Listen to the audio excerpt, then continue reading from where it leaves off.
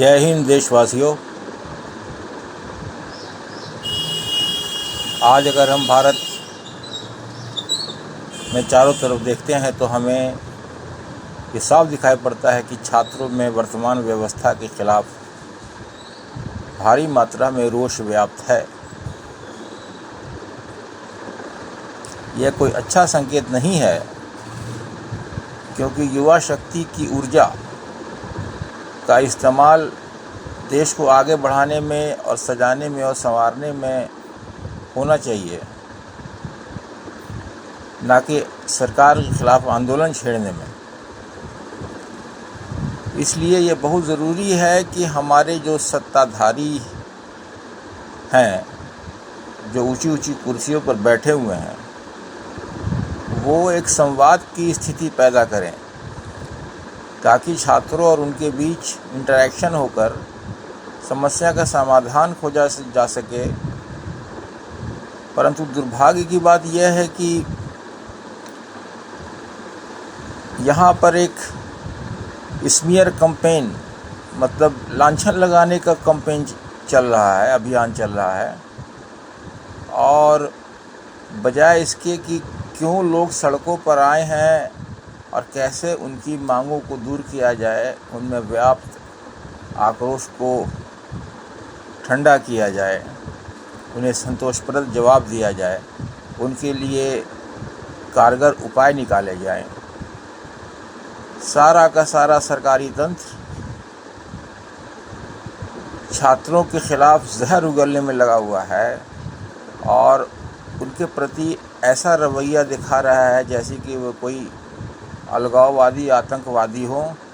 जो देश को तोड़ने पर लगे हुए हैं। और सरकार को ये जन्मसिद्ध अधिकार है कि वही देश का एजेंडा चलाए और जिस जनता के वोट से वो चुनकर आई है उसी को धर्ता बताए। ये बहुत ही चिंताजनक स्थिति है। हम ये समझते हैं कि अगर लोकतंत्र में, जहां आम तौर पर लोगों को बोलने की, अपना काम ढूंढने की और तरह तरह की स्वतंत्रताएं प्राकृतिक रूप से प्राप्त रहती हैं,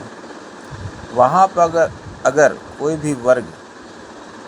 अपना काम काज छोड़कर सड़कों पर आंदोलन कर रहा है, तो प्रथम दृष्टया उसे खारिज नहीं करना चाहिए, यह कहकर कि वो अराजकता फैलाने में रुचि रखते हैं और उन्हें किसी सार्थक और अर्थपूर्ण मांग रखने से और उसे पूरा करवाने से कोई मतलब नहीं है। यह सोच सही नहीं है और इसी सोच की वजह से कई बार आंदोलन उग्र रूप इख्तियार कर लेते हैं, जिसके कारण जान माल का नुकसान होता है, हिंसा होती है और देश का माहौल ख़राब होता है। वर्तमान में इस बात को छुपाया नहीं जा सकता कि बेरोज़गारी की दर बहुत बढ़ गई है और जिस तरह से पेपर लीक के मामले और भ्रष्टाचार के मामले लगातार रूप से भारी संख्या में सामने आते रहे हैं, इधर पिछले 2-3 साल में ज़्यादा ऐसे मामले देखे गए हैं, उससे लोगों में हमारे तंत्र के प्रति एक तरह का अविश्वास उत्पन्न हो गया है। और जब अविश्वास की स्थिति आती है तो ये देखा जाता है कि सरकार की नेकनियति से की गई कार्रवाइयों को भी शक की नज़र से देखा जाता है। और चूँकि अविश्वास जनता के बीच में उत्पन्न हो गया है और वो सरकार को संवेदनहीन समझने लगी है, इसलिए उन दोनों के बीच